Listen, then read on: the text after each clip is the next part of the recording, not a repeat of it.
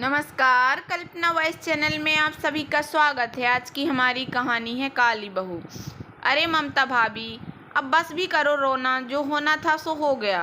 रोते हुए ममता ने बोला, अरे जीजी, मैंने ऐसे कौन से पाप किए थे जो ऐसी काली लड़की मेरी बहू बनी। मेरे तो कर्म ही फूट गए। मैंने तो ना रखूं इसको अपने घर में, बस इसके अगर कार से नीचे पैर भी रखा तो समझ लेना मैं सब छोड़ के चली जाऊंगी यहाँ से। बस ये सब क्या बोल रही हो भाभी? वह खुद थोड़ी ना आई है, भैया ने ही पसंद किया था और पूरे रीति रिवाज को निभा के उसकी शादी हुई है तुम्हारे बेटे से। अब उठो और रस्में निभा के बहू को अंदर लेके आओ। बेचारी कब से कार में बैठी है, वरना तुमको तो भैया का गुस्सा पता है।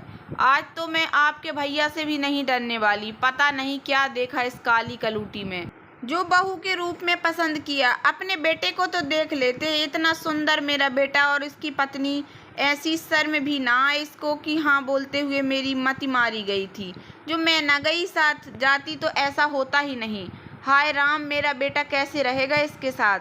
इसका तो मुँह ही उतर गया। अंदर अकेला बैठा है मुँह लटकाए बेचारा। इतने में भैया वहाँ आ गए और बोले, क्या हुआ, बहू को क्यों नहीं उतार रही हो? अपने रिवाज निभाओ और बहू को घर के अंदर लेके आओ, समझी? इतने में ममता जी ने चिल्लाते हुए बोला, बहू पसंद करने गए थे या नौकरानी? शर्म ना आई तुमको हाँ कहते हुए? वापस भेजो इसको बस। और हाँ, मैं अपने बेटे की दूसरी शादी करके बहू बहुत ही सुंदर लाऊंगी, बिल्कुल तुम्हारी बहन की बहू जैसी। देखा तुम्हारे जीजा जी कितनी सुंदर बहू पसंद की है, उनसे ही कुछ सीख लेते। अप्सरा जैसी दिखती है वह। अब बस करो, तुमको रस्म नहीं निभानी मत निभाओ, मैं उतारूंगा अपनी बहू को, समझी? वह मेरे घर की लक्ष्मी है, समझी? फिर उन्होंने खुद ही सारी रस्में पूरी की और बहू को घर के अंदर लाए और अपनी बहन से कहा, बहू को उसका कमरा दिखा दो, थक गई होगी, आराम कर ले और कुछ खाने के लिए भी दे देना। उन्होंने बोला, जी भैया मैं करती हूँ। इधर बुआ सास ने रानी को बोला, रानी बहू तुम अब आराम करो, कल सुबह मिलते हैं। रानी ने सिर हिला के हामी भरी। फिर बुआ जी वहां से चली गई। रानी पूरी रात अपने पति मोहन का इंतजार करती रही, लेकिन वह नहीं आया। इंतजार करते हुए कब रानी की आंख लग गई उसे पता ही नहीं चला। सुबह मोहन ने दरवाजा खोला तो रानी की आंख खुल गई। उसने प्यार से बोला, माफ कीजिएगा, कब आंख लग गई पता ही नहीं चला। फिर मोहन ने बोला, कोई बात नहीं, रानी सुंदर तो नहीं थी, लेकिन वह एक चुलबुली, होनहार और व्यवहार कुशल लड़की थी, जिसने धीरे धीरे सब घर वालों का दिल जीत लिया। लेकिन ममता जी का व्यवहार रानी के प्रति वैसा ही रहा, तो उसके हाथ से ना कुछ खाती पीती, वह उसे रोज ताने देती। मेरा बेटा तो फंस गया बेचारा। सब समझाते उनको, लेकिन उन्होंने अपनी जिद न छोड़ी। पहली नज़र में जो भी रानी को देखता वह नज़र फेर लेता, लेकिन वह अपने व्यवहार से सबका दिल जीत लेती। रानी ममता जी की किसी भी बात का बुरा नहीं मानती थी और कहती, एक दिन आप भी मुझे प्यार करेंगी, समझी माँ जी? ममता जी का गुस्सा सातवें आसमान को छू जाता और कहती, ऐसा कोई दिन नहीं आएगा, समझी? ख्वाब देखना छोड़ दे। एक दिन अचानक ममता जी को एक अज्ञात व्यक्ति ने फ़ोन किया और बोला, यहाँ कोलकाता स्टेशन पे एक दंपति बैठे हैं जो खुद को आपका रिश्तेदार बता रहे हैं। ममता जी ने बात की। आवाज़ उनकी ननद की थी। वह भाभी बोल के ज़ोर से रोने लगी। आवाज़ सुनते ममता जी के पैरों के नीचे ज़मीन खिसक गई।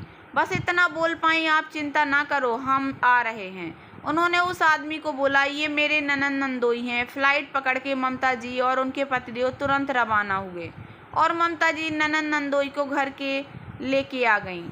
उन दोनों लोगों से कुछ भी पूछने की हिम्मत नहीं जुटा पा रहे थे वह लोग। इधर रानी उसका हर तरह से ख्याल रखती। एक दिन सुबह नाश्ते के बाद ममता जी ने अपनी ननद से पूछा, क्या हुआ जीजी? अगर आपको ठीक लगे तो हमें बता सकती हैं। ऐसा क्या हुआ जो आप दोनों ऐसे अकेले वहाँ पर बैठे थे और अतुल और न ही आपकी बहू हमारा फ़ोन उठा रही हैं? आपके भाई को आपकी बहुत चिंता हो रही थी। इतने में वह रोते हुए बोली, भाभी मैंने आप लोगों को सब झूठ बोला था कि मेरी बहू मेरी बहुत सेवा करती है। मैंने आपको कभी सच नहीं बताया। हमारी बहू को हमारी नहीं, हमारे नाम के प्रॉपर्टी और जेवर की चिंता थी। वह अतुल को भी मुझसे बात नहीं करने देती। अब तो अतुल मुझे माँ भी नहीं बुलाता। कुछ बोलो तो बोलता है, मैं नहीं जानता, तुम बस मुझे टेंशन मत दो। और पता नहीं कैसे सारी प्रॉपर्टी अपने और अपनी पत्नी के नाम करा ली। जब पेपर मैंने गलती से देख लिया और आपके नंदोई को बताया तो उन्होंने अतुल से पूछा, ये सब क्या है?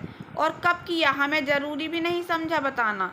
तो उसने बोला अच्छा ही हुआ आपको पता हो गया, अब निकल जाइए मेरे घर से, यहाँ अब आप कुछ भी नहीं हैं, मैं आप लोगों के खर्चे नहीं उठा सकता। किया ही क्या है आपने मेरे लिए, और जो किया है तो हर इंसान अपने बच्चों के लिए करता है, समझे, कोई एहसान नहीं है ये। और घर से बाहर निकाल दिया बिना किसी सामान और पैसे के, फ़ोन भी ले लिया कि हम किसी को फ़ोन भी ना कर सकें। ये सुनते ही ममता जी को कुछ समझ में नहीं आ रहा था कि क्या कहे। इतने में रानी आई और बोली बुआ जी आपने इतना बर्दाश्त ही क्यों किया, पुलिस कंप्लेन क्यों नहीं की।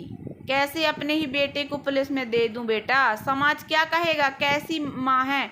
और तो और 10 मुँह 100 बातें होंगी, समाज में कोई इज्जत नहीं रहेगी। नहीं बुआ जी माफ़ करना, आप किस समाज की चिंता कर रही हैं जो ना आपको छत दे सकता है और ना ही अन्न। आज ममता जी रानी को बस सुन रही थी, जिसे वह कभी सामने पड़ने नहीं देती थी। मेरा दिन खराब हो जाएगा। रानी ने मोहन से कहा तुम टिकट कराओ, हम सब चलेंगे। और ये बुआ जी आप टेंशन ना लो, अतुल भाई आपको सम्मान से रखेंगे भी और माफ़ी भी मांगेंगे। पर वह कैसे रानी, ससुर जी ने पूछा। बोले बाबूजी बस आप देखते जाइए। इधर रानी ने किसी को फ़ोन करके बोला कुछ ज़रूरी काम था। सब कोलकाता गए। मोहन ने देखा एयरपोर्ट पे एक आदमी और औरत उनका इंतज़ार कर रहे थे। ये क्या रानी, ये लोग कौन हैं? मना किया था कि ये हमारी पारिवारिक समस्या है और हम ही निपटाएंगे। फिर ये लोग कौन हैं? पास आके रानी ने उनके पैर छुए तो उन्होंने उसको गले से लगा लिया। फिर उन लोगों को रानी ने अपने परिवार से मिलाया। उन लोगों ने मुलाकात की। बाद में रानी ने बताया कि ये उनके मामा के बेटे बहू हैं जो हमारी शादी में नहीं आ पाए थे। फिर मोहन को याद आया, हाँ अच्छा इनकी ही बातें बताती थी तुम, लेकिन ये तो पुलिस विभाग में है और भाभी जी तो वकील हैं, इनकी हमें क्या ज़रूरत है। मोहन अगले दिन वह लोग उनके घर पहुँचे तो अतुल ने ही दरवाज़ा खोला और माँ पापा को सामने देखते ही बोला बड़े बेशर्म लोग हैं आप लोग, तो भगाने के बाद भी आ गए, लगता है धक्के मार के निकाला होगा। जैसे ही अतुल ने माँ का हाथ पकड़ के उन्हें धक्के देने की कोशिश की, उनकी गाल पे जोरदार थप्पड़ पड़ा। देखा तो सामने मामा जी और उनका पूरा परिवार था, जो लोग अंदर आ गए। और अतुल ने पूछा ये सब क्या है।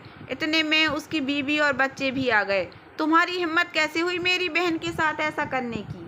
तभी बहू तपाक से बीच में बोली, मामा जी आप ना ही बोले, हमारे बीच तो अच्छा होगा, रिश्तेदार हैं और वही रहिए, इसमें आपकी इज्जत बनी रहेगी। इतना सुनते ही ममता जी गुस्से में बोली, अच्छा अब तुम हमको सिखाओगी कि क्या करें क्या ना करें। खुद की सास ससुर की इज्जत तो कर ना सकी और हमें बता रही हो तो सुनो, अगर तुम लोगों ने इनको इज्जत सम्मान के साथ घर में नहीं रखा तो हम लोग पुलिस कंप्लेन करेंगे।